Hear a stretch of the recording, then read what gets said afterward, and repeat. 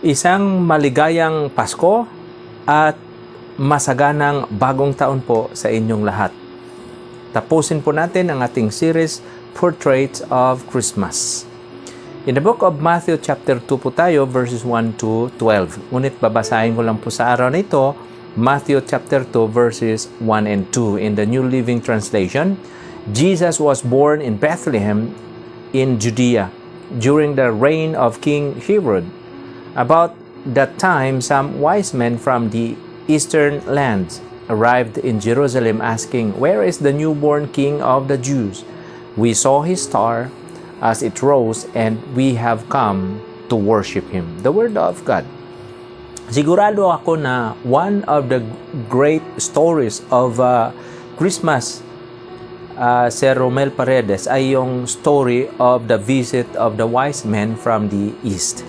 Sa bawat pagkukwento ng story of the birth of Jesus, kinukwento rin ito, itong strange men na ito from far away land na nagdala po at nagbigay ng mga regalo sa kay baby Jesus 2,000 years ago. From time immemorial, mga kapatid, every children's Christmas pageant ay nasasangkot, na include itong si Joseph and Mary, and then Jesus in the middle, tapos yung mga shepherds sa left side, at saka yung mga wise men on the right side, no?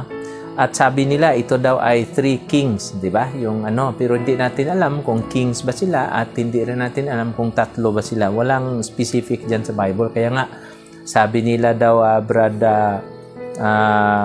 Robert at Brad Richard, Brad Albert Baknutan, sabi daw nila yung hindi daw three kings yun, dahil yung three kings nakapunta sila ng Bethlehem, pero yung ibang kings ay nakapunta ng Amerika. Tinawag siya na Burger King. Pero yung isa nakapunta ng China, tinawag na Chow King. Ang iba sa Pilipinas, yung Goto King at Tapa King. At ang iba naman, nabisto ng kanyang misis, siya ay tinawag na si Booking, no? Joke lang. Mga kapatid, ang story na ito ay mababasa po natin in the book of Matthew, sa Gospel ni Matthew. So, ang lahat na alam natin tungkol sa mga wise men ay makikita natin sa Matthew chapter 2. So, lumulutang sa verses 1 at verse 2 na itong mga wise men pala, lumutang sila, Brother Drexel, doon sa verse 1 ng Matthew chapter 2. At bigla silang nag-disappear, naglaho doon po sa chapter 2 verse 12. At nag-iwan ng maraming mga hindi masasagot na mga katanungan. Halimbawa, who are the wise men? At saan po sila galing? Ilan ba sila lahat? Ano ba ang bituin na kanilang nakita? And how did it lead them to Bethlehem? Another question, gaano katagal after the birth of Jesus they arrived in Jerusalem? At panglimang katanungan, paano nila nalalaman na ang sanggol was going to be the king of the Jews? These are just questions. So dahil po sa mystery at mga unanswered questions, Sister Joy Baknutan at Sister Jolly Dacres at Dacres family, dahil po sa mystery dahil po sa mystery at mga unanswered questions, maraming mga legends po ang lumutang tungkol po sa mga wise men. Pagkalipas ng maraming mga siglo, ang mga wise men ay binigyan ng mga pangalang sila raw ay si Gaspar, si Melchor, at si Baltasar. So they were venerated as saints, at ang tradition ay tinawag na the adoration of mayroon tayong tinatawag the adoration of the Magi. In fact, kapag pumunta daw kayo doon sa cathedral in Cologne, Germany, makakita po kayo doon ng mga relics alleged to be the remains of the wise men. So, pagkatapos na ikaw po ay nagtatanong tungkol po sa mga katanungan na banggit ko na, nagiging ending niya, nagiging mystery po itong mga wise men. And that is part of the perennial fascination of the Christmas story. So, kung basahin natin dito sa chapter 2 verses 1 and 2, Jesus was born in Bethlehem in Judea during the reign of King Herod. About that time, some wise men from the eastern lands arrived in Jerusalem, asking, "Where is the newborn King of the Jews? We saw his star as it rose and have come to worship Him.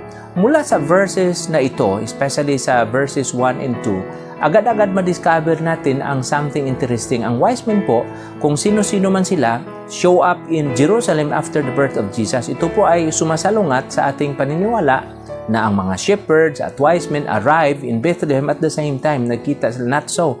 The shepherds were there the night Jesus was born. The wise men came sometime later. Hindi sila doon nagkita. So, mali yung pagka-drawing ng nativity scene. So, how much later? Yan po ang tanong. Walang nakakaalam. Maaring a few months later or iba nga, baka a year later. At maaring at least a few days later dahil when the wise men find Jesus, He is with His mother in a house in Bethlehem at hindi na ito sa manger. Kaya meron tayong tradition ang Eastern Orthodox na ang mga wise men came 12 days after Christmas on January 6. Kaya meron tayong kanta na on the 12th day of Christmas my true love sent to me, no? That's why ang Sunday closest to January 6 ay tinatawag sa tradition na Epiphany in the church year, no? Or Epiphany celebrates the manifestation of Christ to the Gentiles. So, dito po galing ang tinatawag natin na 12 days of Christmas. Traditionally, ang 12 days of gift-giving lead you from His birth, according sa tradition, December 25 to the arrival of the wise men on January 6. Ito po lahat ay tradition lamang, hindi po ito mababasa sa Biblia. So, dito po sa verse 2, sabi po ng Biblia, where is the newborn king of the Jews? We saw His star as it rose. We have come to worship Him. Ano po itong star? Ako po, abang nagbabiyahe, nagdadrive ako, si Romel Paredes, Brother Joe Baknutan dyan sa Western Samar, at sa lahat po nanonood, abang nagdadrive ako ng sasakyan, pag gabi, nakita ko ng bituin sa malayo, okay pa ako. Pag malapit na ako sa bituin, ninervyos na ako dahil magagasolina ka na kasi Caltex na yun, di ba? Symbol ng Caltex star. So, naintriga po ang mga Bible scholars or astronomers for 2,000 years tungkol po sa bituin na ito. We have seen His star, according dito, in the east and have come to worship Him. Ano ba yung His star in the east? Ano ba ang kanilang nakikita? At paano nila nalaman na it was His star and how did He connect it with Israel? So over the years, mayroon pong mga 4 main theories tungkol sa star na ito. Sabi ng iba, ito daw ay Halley's Comet. Pero ang Halley's Comet, ayon sa history, 11 BC lumutang. So, si Jesus sa 4 BC, medyo malayo. Ang iba naman, sabi nila, ito po ay supernova. Parang sonic, no? Supersonic, supernova. Ang iba naman, ang sabi nila, mga conjunction of planets, mga Jupiter, Mars, ganyan. Pero siguro, ito po ay, sigurado ako na ito po ay isang supernatural light. Ang theory po nito, suggests na ang star was not a natural phenomenon at all, kundi rather it was a light placed by God in the atmosphere upang mabigyan ng guide ito mga magi na makita nila at mahanap nila si Jesus, no? Tulad po ng Shekinah glory in the Old Testament, diba? During daytime, ang Diyos po ay nagga-guide sa mga Israelites in the form of a pillar of cloud. Ngunit kung gabi, in a pillar of fire. So sa context na ito, we might think of the pillar of fire with which God led Israel in the wilderness. No? But ito po ay mga assumption lamang. So in the book of Matthew 2, 9 to 12, according sa verse na ito, after na interview sila ni Herod, itong mga wise men, ang star ay sinusundan-sundan nila, no? So sa verse 10, when they saw the star, they were filled with joy. They entered the house and saw the child with his mother Mary, and they bowed down to worship Him. When they opened their treasure chest and gave Him gifts of gold, frankincense, and myrrh. So when it was time to leave, they returned to the country by another road. For God warned them not to, in a dream, not to return to Herod. Diyan po nagtapos ang kwento natin, pero mayroon po akong iwanan sa inyo na 3 abiding truths para po sa Christmas na ito. If the wise men can find Jesus, then so can you. Isipin ninyo kung gaano karami mga barriers they had to cross to get to Jesus. Na maraming barriers. Mayroong cultural barrier, distance barrier, language barrier, racial barrier, mayroong religious barrier, at hindi pa kasama ang hari dyan na napaka magalitin na hari, napaka lupit.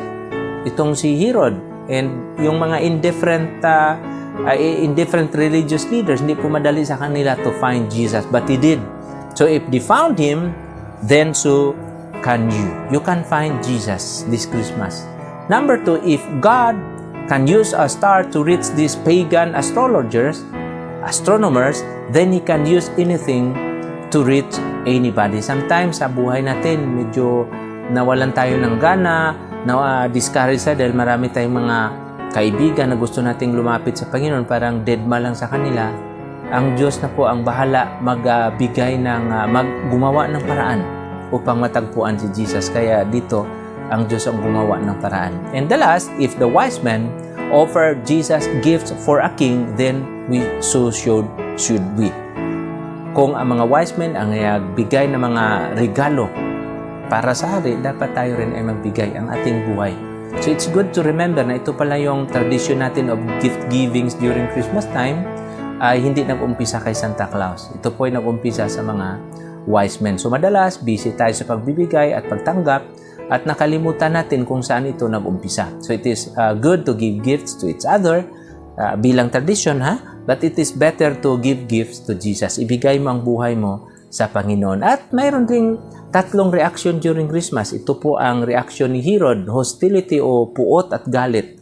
Diba? During Christmas season, maraming mga tao na galit sa Diyos. Maraming tao na ayaw nila si Jesus pag-usapan. Then mayroong indifference, yung mga religious leaders, mga scribes, alam nila kung saan si Jesus ayon sa history, ipinanganak, pero baliwala lang sila, deadma lang sila. During Christmas season, may mga tao na deadma. At may galit rin, lalo na yung mga hindi nagsiselebrate ng tradition ng Christmas, parang galit sa doon sa nagsiselebrate. Okay? So, si Herod, he tried to kill Christmas. Mayroon mga tao na they want to try to kill this Christmas tradition. But it's a disputable matters, no? So, lastly, ang reaction sa Christmas ay tinatawag na worship. Diba? Anong ginawa ng mga wise men? They bow down to worship Jesus. So, ngayon, sa Christmas na ito, let us worship Jesus by remembering His death on the cross. Dumako po tayo sa ating communion, mga kapatid. Sabi ni Jesus, for I received from the Lord what I also, sabi ni Paul, for I received from the Lord what I also passed on to you. The night Jesus betrayed, He took bread. When He had given thanks, He broke it and said, take it, this is my body which is for you. Do this in remembrance of me. After supper, He took the cup, saying, this cup is the new covenant in my blood. Do this whenever you drink it in remembrance of me. Whenever you eat this bread and drink this cup, you proclaim the Lord's death until He comes. Tayo po ay manalangin. Our Father in heaven, thank you that Jesus is the best Christmas gift for all of us. Lord, we hope and pray that during this Christmas time tradition, we will be focusing not on the festivities, material things, but rather that Jesus died on the cross. He was born in a woman under the law. He lived and died for us. That is why the greatest gift this Christmas is not the gifts found under the Christmas tree, but the greatest gift that is found nailed to the tree. That's Jesus. Help us to remember these things. This is our prayer in the name of Jesus. Amen. Merry Christmas to all of you.